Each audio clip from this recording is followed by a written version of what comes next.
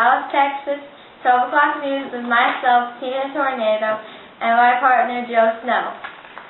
Brought to you by Texas Toast. Thanks, Tina. Tragedy strikes this evening. 2 kittens stuck in a tree. We will keep them in our prayers. In other news, the Rascal Flatts concert is canceled for tonight. Now over to EV Evaporation with tonight's live weather report. Thank you, Joe. And the weather for Dallas, Texas today should be a high of 87 with thunderstorms and 74% humidity.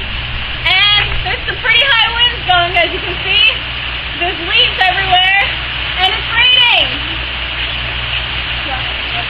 For the rest of the week, it should be pretty nice and sunny. Okay.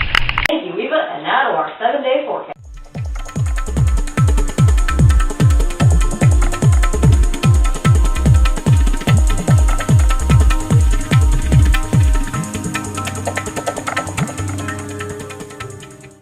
This is Tina Tornado, signing off.